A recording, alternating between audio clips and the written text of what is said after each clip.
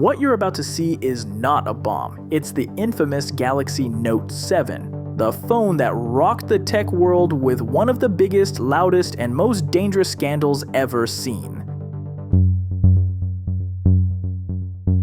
The year 2016 marked a pivotal moment in the evolution of smartphones. The industry was locked in a period of intense competition, with Samsung and Apple battling it out for dominance in the premium segment. Samsung had been on a notable comeback streak following the successful launches of the Galaxy S6 and Galaxy S7, which had helped it claw back ground lost to the Apple iPhone. The company had started regaining market share after several challenging quarters, and anticipation was huge for the next device in the Note series. The industry also faced growing pressure from Chinese manufacturers who had started gaining significant traction in Asian and emerging markets. In this environment, Samsung was desperate for a product that would reassert its position as a technology leader and justify the premium prices of its flagship devices. On August 2, 2016, Samsung unveiled the Galaxy Note 7 at the Hammerstein Ballroom in New York, with simultaneous events also taking place in Rio de Janeiro and London. The decision to skip the Note 6 and jump straight from the Note 5 to the Note 7 was a strategic one. Samsung wanted to unify its product line with the Galaxy S7 series, creating consistency across its brand. The device represented the culmination of years of technological development. It inherited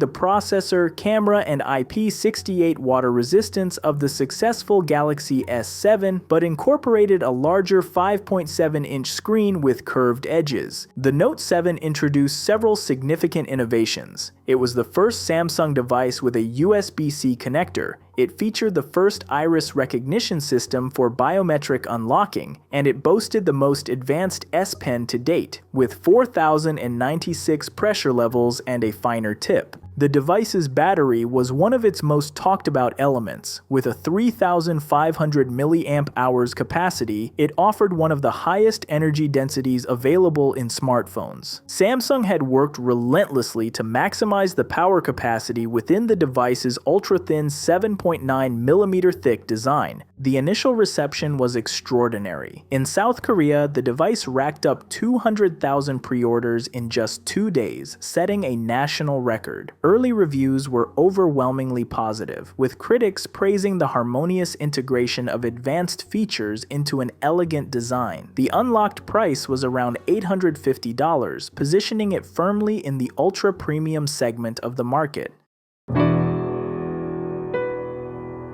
The production of the Galaxy Note 7 involved a complex supply chain, with Samsung relying on two main suppliers for the batteries: Samsung SDI, its in-house subsidiary, and Amperex Technology Limited (ATL), a Chinese company. This dual sourcing strategy was common in the industry to mitigate risk and ensure adequate production volumes. The battery design represented an extremely aggressive engineering feat. Samsung's engineers had created a precisely machined compartment to protect the battery from sharp internal components, but they had simultaneously reduced the available space to the absolute minimum. The first hints of trouble emerged barely a week after the official launch on August 19th. By August 31st, Samsung had started delaying shipments in some regions to conduct additional product quality testing. These delays coincided with the first user reports of batteries exploding while charging. On September 1st, the South Korean news agency Yonhap reported that Samsung was preparing for a worldwide recall due to these battery issues. A day later, on September 2nd, Samsung officially suspended sales of the Galaxy Note 7 and announced an informal recall after it was determined that a manufacturing defect in the batteries had caused some units to generate excessive heat, resulting in fires and explosions.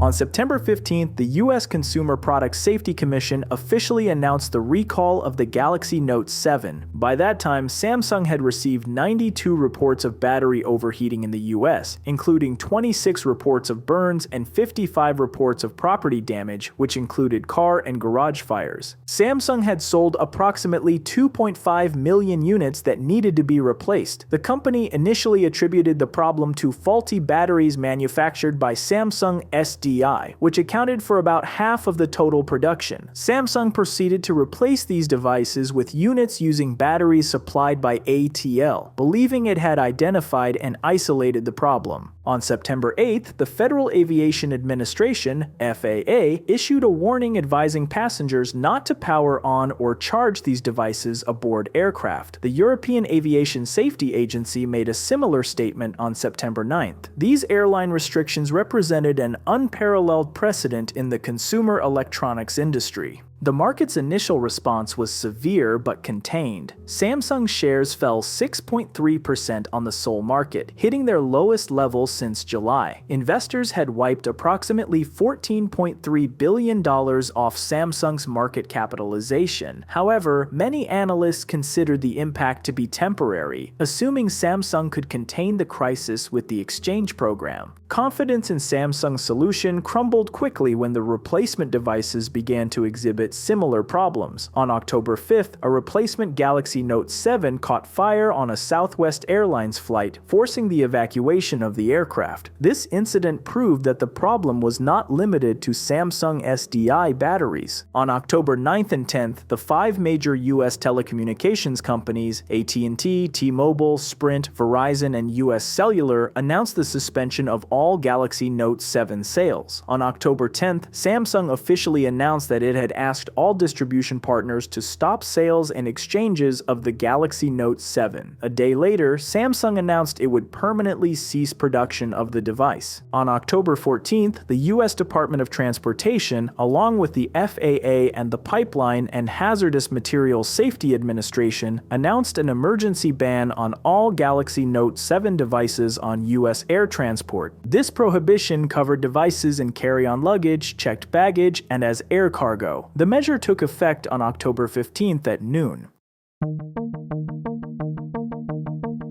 After months of intensive investigation, Samsung revealed the technical causes of the incidents on January 22, 2017. The investigation involved more than 700 researchers and engineers who tested over 200,000 devices and 30,000 batteries. Samsung also collaborated with 3 independent organizations, UL, Exponent, and TÜV Rheinland. The investigations concluded that both types of batteries had fundamental defects, but for completely different reasons. The Samsung SDI batteries suffered from a flawed design in the upper corners that did not provide enough space for the normal expansion and contraction of the battery during charge cycles. This spatial constraint caused the negative electrode to deform and eventually touch the positive electrode, weakening the polymer separator and causing short circuits. The ATL batteries used in the replacement devices failed due to entirely different manufacturing issues. Investigators found problems with the welding, which left small material nodules that could puncture the insulating material. Furthermore, some phones completely lacked the separating insulating tape, a quality control problem that compounded the risks. An independent analysis by the firm Instrumental suggested that the fundamental issue was the aggressive design of the entire device, not just the batteries. Their teardown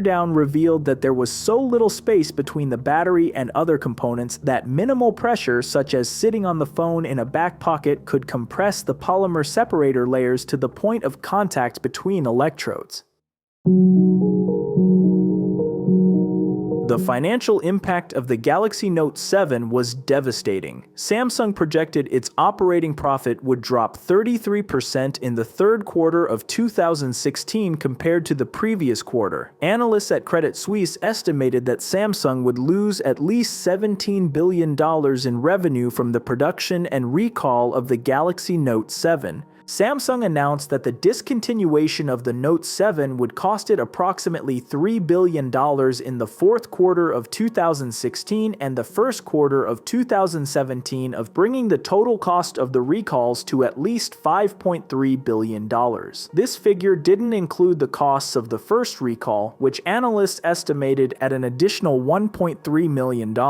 By September, shares had lost over $26 billion in market value. However, However, paradoxically, by October, Samsung shares reached new historic highs as investors recognized that Samsung's other businesses remained strong and that the Note 7 crisis was a one-off event. The reputational damage was significant but controversial in its long-term impact. Samsung reported that 95% of users chose to maintain their loyalty to the company during the recall process. However, the incident created a window of opportunity for competitors, particularly Apple, which launched the iPhone 7 in September 2016, right during the peak of Samsung's crisis. DJ Koh, president of Samsung's mobile communications business, offered multiple public apologies. At the press conference on January 22, 2017, he stated, "We are taking responsibility for our failure to identify and confirm the issues arising from the battery design and manufacturing process before the launch of the Note 7."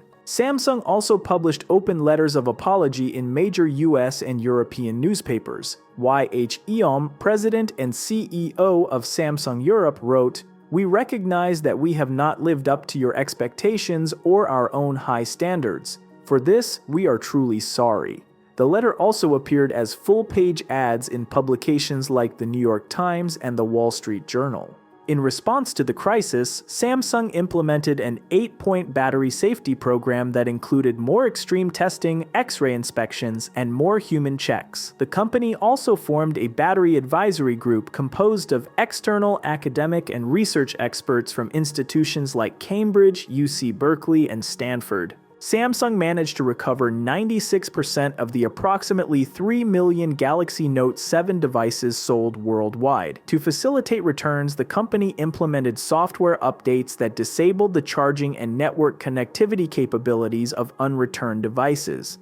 The case of the Samsung Galaxy Note 7 represents a perfect study of how competitive pressure and the pursuit of technological differentiation can lead to design decisions that compromise fundamental product safety. The intellectual tension between safety and pushing the boundaries identified by Instrumental's researchers perfectly encapsulates the central dilemma Samsung faced.